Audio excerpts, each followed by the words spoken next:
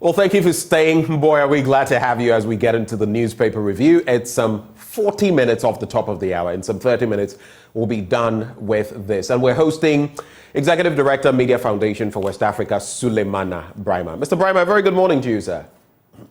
Morning, Ben. Thank you very much for having me.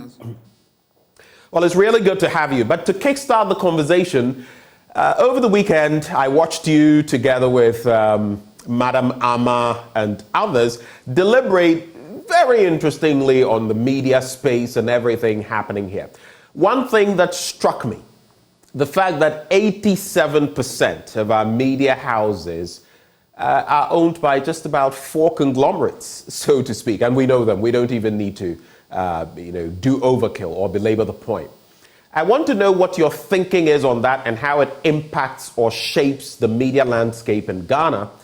And I know that elsewhere, there are such big entities as well that are dominant, the BBC, the CNN, Al Jazeera, among others. That's the first point. And the second point, I'd like to find out from you, with your 30 years plus or so in this space, what would you say is Ghana's foremost problem when it comes to the media landscape? So, first of all, in terms of the dominance of the conglomerates that you talked about, in terms of the 87%, it is in relation to audience share, right? And not necessarily the number. The number of right. Thanks for that correction. Exactly. So, if you take every 100 people who are media audiences or listeners of readers or viewers of media outlets, what happens is that you would have about 80%, 8 out of the 10 being listeners or viewers or readers of platforms that belong to these 4 conglomerates. And we know them, the multimedia, the Despite Group, the other 2 that we know about. And so the challenge with that is that we would be talking about pluralism, because you go across the country and you'd find at least radio stations in almost every district across the country. So if you go to Garu, you would have Quality FM there. You go to Trifo Etimokwa, you have Arise FM. You go to NHIS and you have Tricky FM. You go to Sevirio, also Liberty FM. You come to Asante Achim areas and you have the Kingdom FMs and so on and so forth. So across the country, you would find a radio station everywhere. But still, if you go to these communities, they are in one way or the other consuming, content from these same 4 platforms. And therefore, in terms of the diversity that we're talking about, you have pluralism, but you don't have diversity of content. And that is really the problem. And that then relates to what you asked about, what I consider to be the biggest issue in terms of the media space. And at this stage, I would say that it is the question of regulation. Yes, there are other issues like threats, abuses, attacks against journalists, questions about media sustainability, challenges that media houses are going through in terms of paying salaries and being able to deliver the content that they must deliver, which are economic issues. There are issues of media capture by states, by corporates. There are issues of cognitive capture in terms of the minds of those practitioners in the media space. There's repression and all of that. But the one fundamental thing that we need to deal with in order to tackle all these would be the regulatory lacuna that we have at this moment. We have about 117 television channels on air right now. We have 513 radio stations on air as at the end of 2022. And now we have internet-based broadcast services. So you have somebody sitting in the US or UK and broadcasting into Ghana. In fact, basically dealing with Ghanaian issues, interviewing people in Ghana and, dealing with matters that are within the Ghanaian socio-political spaces. And you would also have, just because you brought this up, you would also have the Ghana Webs, and I can, exactly. Which is operated elsewhere. I mean, it took a long time before I found out they were based in, is it the Netherlands also? Yes. But look at their footprint in Ghana. Exactly. And these are for the Ghana Web, for example, it's an aggregator. Basically, nowadays I see they also produce their own content, but beyond Yes. their own content, what they do is also to take content from other platforms. And because again, we don't have anything around strong copyright regulations when it comes to media and who can take what you can take from another platform and what you cannot take, you see others profiteering from the labor of other journalists. And basically, sometimes people also feel, oh, we are happy that our content is being taken. You have radio stations and television stations reviewing newspapers extensively, in fact, cover to cover, reading word for word. And then you ask yourself, why would any listener who has already listened to this go and buy the same newspaper to read? Of course, newspaper review is done everywhere, but we do it as we are doing it here, in terms of, okay, this is what the subject matter is, what are the perspectives? But you listen to other platforms and it is reading the entire article from cover to cover, almost every content is shared. So people often ask me, so if I'm offended, what do I do? Then I say, oh, you can go to the NMC, or ultimately you can decide to go to court. People may not have the resources of going to court, but the NMC may not also give them satisfaction, because we have a situation where the NMC would say that, look, somebody should retract and apologize for a certain content. And the next day, that same media outlet would actually be castigating the NMC for one reason or the other. So here's a commission that has no powers to sanction airing or offending media outlets and journalists. And this is how we've brought ourselves, in terms of regulation within the media space. The system kept growing, numbers were rising, complexities out of the internet, and now, mobile phones and all of that, enabling fake news, misinformation, disinformation. And yet, we are still stuck to the 1993 pieces of legislation, which was basically about enabling the ecosystem, because we had been in a period of almost 10 years of repression under PNDC rule, criminal libel law, no access to information law, and so on. And yet we've transitioned this for 30 years now, and we are still stuck with those laws, which have become quite ineffective. So I would say that the biggest challenge for me now is the question of regulation. Thank you for those initial thoughts. Of course, this segment brought to you by Endpoint Homeopathic Clinic. I have to give them their props. They're offering you free prostate screening, free female fertility screening. Locate them here in Accra at Spintex opposite the Shell signboard, Kumasi Kronoma Boyhia behind the Angel Educational Complex. There's also Takrady Anaji State Tema Community 22, Techiman Hanswa and Esiamanzima. Reach them on 0244 867 068 or 0274 234 321. Endpoint Homeopathic Clinic, the end to chronic disease, but only the start of getting into the newspapers. So, Suleimana, let's quickly do this. We've seen the Zambian president in town. That's one of the major stories in the Daily Graphic. Dr. Joseph Siao left the executive chairman of the Jospon Group. If you can see the image, of course, showing some plastic waste to Hakainde Hichilema, the Zambian president. Government committed to protecting intellectual property, that's according to the AG. And a lot of people in recent times have taken on the AG for different matters. But in this instance, this is what he's saying. Police arrest chief for destroying 33,000 rubber trees. And there's also NHIS hits 17.2 million membership, highest since its inception. On the back page, stop female discrimination in mining. WIM, that is Women in Mining Ghana president, appeals to government, and Hobankwe floodwaters recede. That it was a disastrous situation over the weekend as those floodwaters actually hit Hobankwe. They are receding now, but they left in their wake massive destruction. And that intermittent downpour started around 3 p.m. and ended at about 7 p.m., destroying shops, many houses, and rendering them uninhabitable and displacing several scores of people. So that's something that eventually I would like you to hit at. Sometimes we think flooding is all restricted to Accra. Other parts of the country are hard hit as well. But some good news. The National Health Insurance Scheme hit an active membership of 17.2 million by the end of 2022, representing approximately 55% of the population. The figure is the highest membership of the scheme at any particular period.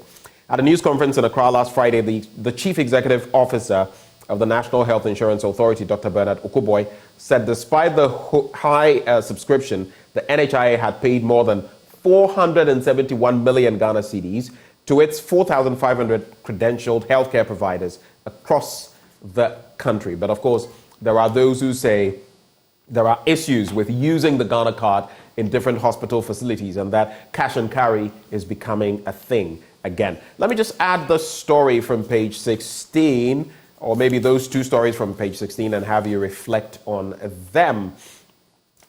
So the police have arrested an Odikro of Jabenkrom and two others for destroying more than 33,000 mature rubber trees on a plantation belonging to the Ghana Rubber Estate Limited in the Ahanta West municipality in the Western region. The destruction is estimated to cost the company 95,000 euros, equivalent to 1.14 million Ghana cedis. Now, police said the action of the Odikro, identified as Nanejako, was allegedly informed by his desire to reclaim part of government land allocated to the GREL for rubber plantations, rezone it and sell it to a private individual for redevelopment or for development.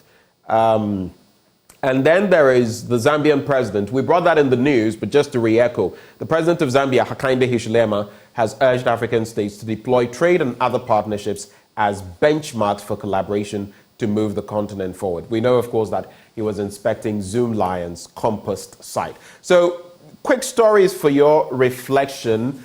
Flooding in Ho. There's also the police arresting this chief. NHIS hitting 17.2 million, and partnerships needed by African states. What are your thoughts, Suleimana? Well, the issue of flooding, yesterday,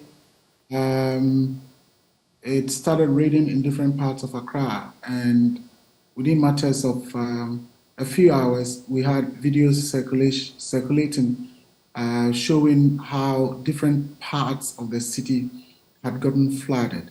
Yeah. Because of visibility, because of media issues, we tend to often see these things in Accra. But as you rightly said, there are different parts of the country that also suffer this same phenomenon. And I believe that as a country, we need to begin to be very, very serious about these issues. There are issues related to climate change, but there are also issues related to how we ourselves are destroying our environment and how we plan our built areas. Because in many parts across the country now, you would have people constructing either shops or houses or other facilities in waterways. And it's not just in Accra. The other day, I had a chief from one of the communities in Western North lamenting how he's been struggling to deal with people who are putting up structures on waterways and in places that, growing up were just left as, places where in case of flooding, the water can accumulate and will be safe for the people. And so, again, we should move from the rhetoric and deal with this issue to prevent any future catastrophe. These things happen, maybe people don't die, but if it were the case that, 10 people dead or 20 people dead as a result of flooding, then you would have government people come out, make all manner of fanciful statements. You would have the ministry responsible, come up with big statements and promises and all of that, and yet the problem will persist. I think it is important that our leaders and all of us begin to act in ways that would save us and prevent future catastrophes from happening. Right. President Hichilema in town, he's somebody that I admire right from the beginning because, he was striking the right chords in terms of his speeches. And I believe he is the person who, during his first year or so, traveled to the UN General Assembly with just about 3 or so officials and decided to go commercial rather than the usual thing of having a delegation of 40, 50 by African governments to these events. I hope and believe that he is not changed. And I hope it was not just for the applause, but he would act the right way, so that we would at least have an example of an African country that is recovering so strongly and so fast. We would want to caution that all that glitters is not gold. And so even as he is trying to strike partnerships, it is important that he is very, very cautious and engaged with local actors so that he can be advised on some of the steps that can be taken. Otherwise, I believe that, yes, forging partnership in Africa is the way to go. NHIS, the headline and the numbers looks revealing. For me, what is important is how is it working? It is easy to say that we've enrolled this number of people. By the legislation, all of us are supposed to be NHIS subscribers. We all pay at the end of the month from our SNIT contributions. Every worker is supposed to be a subscriber of the NHIS. But I don't recall in my maybe the last 10 years or so, anytime I've gone somewhere to say that I'm using the NHIS system, because the frustration is just too much.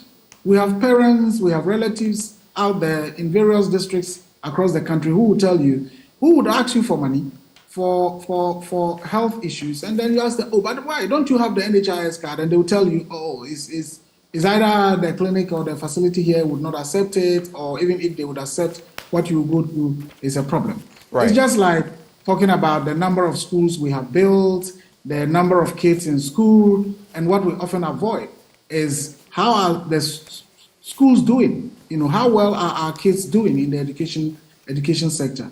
And so, yes, the numbers are good, but we need to interrogate the quality and the delivery. I think those are the issues that were raised, except if I'm missing something. Those were the issues that were raised. Just a quick one on page 17, and it's about the big issue of monetization of our politics. A number of people share their views. I'm just picking that of my own friend, Professor Kobi Mensah, lecturer at the University of Ghana Business School. And he says, the increasing rate of competition in our elections has resulted in an unholy welcome of monetization in Ghana. Monetization in its barest form is when politicians dole out cash of any amount to prospective voters. But it goes on and on. You can check out the details from there. I got an interesting message coming through. Humphrey Asibi, Humphrey Asibi says, honestly, I didn't know reading the newspapers cover to cover was inappropriate. I believe ignorance is partly to blame. That's an interesting one he puts there, that I suspect this person may be a media person or may have some entity where he does a review. But of course, Humphrey, if you want to, you see what we're doing here, touching and going on a number of issues. If you want to review everything in here, there will be nothing left for the newspaper to sell. So that is the point there. Let's quickly get into the daily guide, and you can add your thoughts on what Professor Mensah says, if you have any. It says, I am Kufuor's seed, nurtured by Nana. That is according to Dr. Bawumia. AG Waipo hold talks in Geneva, and the minister exposes Ablakwa's fallacious contract, or in quote, fallacy contract.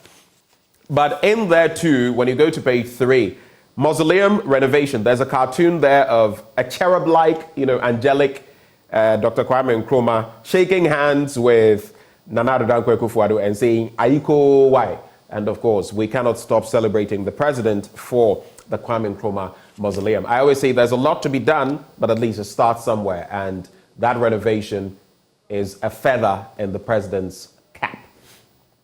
Now, Vice President Dr. Mahamudu Bawumia has compared himself to a fertile seed that former President John Agyekum Kufuor identified and planted because of its ability to blossom, and which was nurtured by President Nana Akufo-Addo. In a public remark on his father-son connection with the former president, that is Kufuor, Dr. Bawumia detailed he was found given crucial duties throughout Kufuor's government and eventually became President Akufo-Addo's running mate in 2008. That is what he is saying. But Minister exposes Ablakwa's fallacy. And Minister of Communications and Digitalization, Slowusu Ekufo, has shut down a fantasy fallacy, sometimes our choice of words, a fantasy fallacy of a $48 million contract allegedly signed by her for the execution of a rural telephony project by Ascent Digital Solutions. Now, the NDC member of Parliament for North Tongue, Samuel Kujetu Ablakwa, alleged the minister had awarded a, quote, juicy contract cloaked in secret to a supposed, quote, Nigerian cabal. In a social media post, Ablakwa claimed that the commercial agreement for the $155 million rural telephony project, which Parliament approved on March 31, 2020, could only be executed by Huawei Technologies Company Limited and the China National Technical Import and Export Corporation. But this one says, the minister in response, I am still waiting for the $48 million contract I'm supposed to have signed without PPA approval. That hasn't been produced yet. Ablakwa is now jumping from pillar to post. I won't dignify ignorant rants with a response. I have work to do, Ursula wrote in a response to the accusation. This has become a bit of a social media battle. Quick thoughts on these? Well, I've been following the issue about the said or alleged contract that was awarded without PPA approval.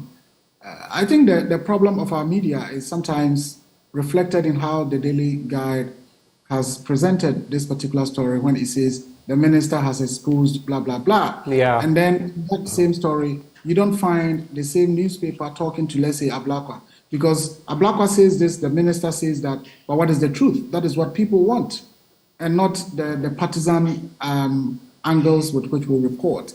Because it appears that the newspaper has concluded that it's done its own investigations, and what the minister has said is the truth, and what Okujetu Ablakwa said is false. But I don't think we've gotten to that point, because the right thing to have been to do would have been for journalists to engage with the minister. This is the accusation coming from the member of parliament. And what are the explanations on your side? Go back to Honorable Okujetu Ablakwa and then say, well, you made this claim. The minister says this. Where is the evidence? Then you'll be able to draw a conclusion that will be beneficial to the readers and audience. But to just jump, the usual partisan thing in defense of the minister, I don't think that is good enough. The only person I see them interacting with here is Actor Kwamina Forson, who is the MPP's deputy director of IT. And so I wholly agree with you. I mean, I've said time without number, especially with our newspapers. It's same with the broadcast media. Sometimes, some of the broadcast media. I mean, some of them are clearly tainted. It also boils down to the issue of ownership of media entities by those who are politically exposed or who are politicians themselves. That is also part of the problem, because I've said time and again, you can pick some newspapers, same issue, one issue, and they'll look at it from clearly different angles based on clearly partisan lines. And so, yeah, I mean... absolutely. And I think that one of the most important things that we need to do, people like us need to do, is to begin to really highlight the issue of ownership so that people will not be deceived. So, for example, the Daily Guide, edited by my very good friend, a fantastic editor, Fortune Alimi. But we know that the Daily Guide is owned by Honorable Fred Blay and the wife. Honorable Fred Blay, until recently, was the chairman of the MPP. The wife, Madame Gina Blay, is currently Ghana's ambassador to Germany. And so you would say that, well, the paper has a job to do. And so when readers know it this way, then they would understand, oh, okay, that is why this story is being treated this way or that way. And so going forward, we need to highlight the issue of ownership so that in terms of the media literacy that people are clamoring for, things will be much more clearer. Yeah, now, and we should also echo that is same for the other side as well, the NDC, where sometimes you'll see, of course, again, ownership, and you'll see a certain rhetoric almost always where you know that because the ownership is aligned towards the opposition, they are also putting out information in a certain way. So it strikes both ways. Absolutely, yeah. Absolutely. I mean, I've made it clear that, of course, if you take, I mean, it's perhaps not the best to use another platform to be talking about others, but Google, Power FM, those days, Munti FM, and so on and so forth, Oman FM. These are the very partisan stations that people should know and understand why certain issues will be treated in what ways. Right. Money in politics, very sad. The other day, I was reading about constituents, delegates from a particular constituency in Greater Accra saying they are angry with Alan Tremantain because, he only gave them 100 cedis and the vice president was given 300, whether that is true or not. But these are delegates speaking. And I was telling myself, for this MPP upcoming general process to elect a flag bearer, you have for every polling station about 5 delegates. So if for a constituency you have even 20 polling stations, you are talking about 100 people, and each of them taking 100 cedis and complaining that this is too small, and that somebody claiming that somebody paid them 300. We heard the issues from Kumewu to Asin North and how much money was being used by both parties. Of course, at all times, the incumbents may have the capacity to give more, but it doesn't mean that the opposition doesn't give. The opposition does the same thing, literally. And so it's a big issue, and I don't know how we overcome it. There have been campaigns about money in politics. Perhaps we have to continue the campaigns and perhaps make it more aggressively. But otherwise, that is the basis of corruption. All right. If people win elections on the back of monies they paid, when they get to power, they certainly would have to have a way of recouping that money. Okay. And that is our problem. And we all need to deal with it. The media perhaps need to do more investigations into the issues of money in politics. Just to the next batch of stories I'm going to run by you, about 3 of them. That's how we'll cap off the conversation. This one doesn't, this is just a touch and go though. But sometimes I ask myself, you see the 300 CDs, 100 CDs and whatever. If you look at the numbers involved sometimes, you ask yourself, where are our politicians getting all this money from? Sometimes you look at how much someone has bussed people and all of that and how much it will cost and how much they are doling out. We saw it recently and you ask yourself, how are they able to come by such sums of money? Only God knows. No, but that for me is not surprising. It is through the looting from the public purse. It goes down. I know people who serve, at, let me say it, the presidency, general staff serving in this person's office, that person's office. I don't want to mention. You see these people, ordinary Joes, ordinary Janes, that knock a few, all of a sudden they are putting up houses, 2 houses, 3 houses. People who are less than 40, you ask yourself, what is going on? How are people able to do this when the ordinary man on the street would toil for 40 years, go on pension, and have next to zilch? It's crazy. Well, I think it's not a secret. There's a lot of looting from the public purse, and indeed, for maybe 99.9% of people who clamor for power, who do all these, political engagement, it's all about opportunities to be able to make money. All right. And we are not talking about making money genuinely. It's more about making money through looting from the state press, through inflated contracts, through deals here and there. And of course, we are where we are because of these things. I'm just hoping that one day we would get a leader who says enough is enough. Hopefully. Yes, people may have paid to get me elected, but it is time to really pause and build this country. That has so much potential, that is so much endowed, and that is so much. Suleiman, we have just about a minute to go. I just wanted to highlight this. Pope Francis names, I'm Catholic and proudly so. So Pope Francis names 21 new cardinals from across the world. And when choosing who to appoint as cardinal, Francis has mostly focused on promoting clergy from developing nations, contrasting his predecessors whose choices were largely Eurocentric. I just wanted to highlight that. It's a good bit. That's also in the Daily Guide newspaper. But to wrap the conversation, Alan has served MPP longer than his competitors. Mr. Richard Nyama, deputy spokesperson for the MPP presidential candidate hopeful, Mr. Alan John Kwejo Cherbating, says Alan's "It is my turn to lead MPP" is justifiable by his various significant contributions to the party. There are details on page 11 of the Finder newspaper. Of course, recently that is also to take a stab back at the vice president who said when in the election petition following the 2008 election, or was it 2008 election, when those matters came up, and there was talk about the party not winning and all of that.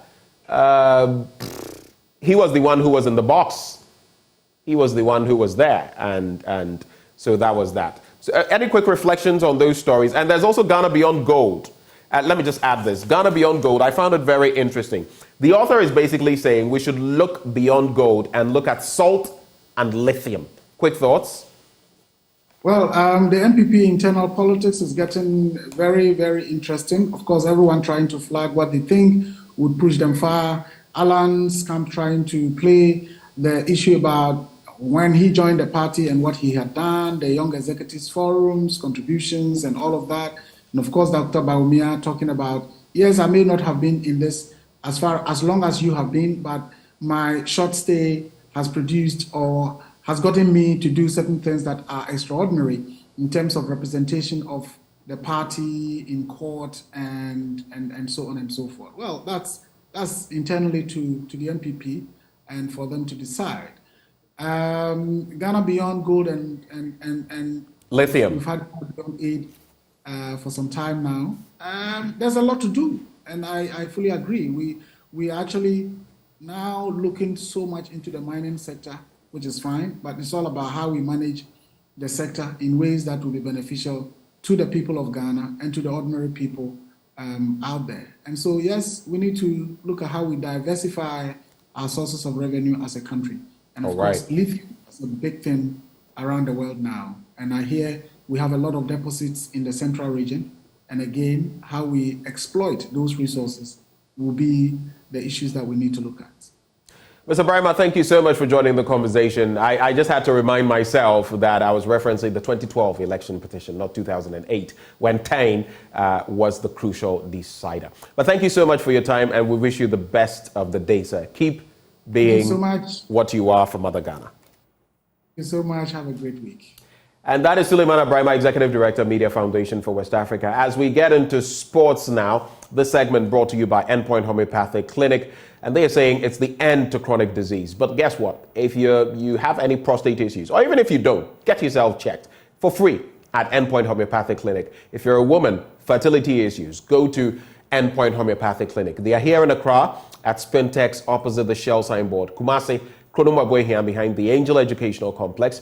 Takrady Anaji State Tema Community 22. Techiman Hanzo and Esiama Nzema. Their call lines, and you should give them a call, 0244 867 068 or 0274 234 321. Endpoint Homeopathic Clinic, bringing us to the end of the news review. Sports is up next.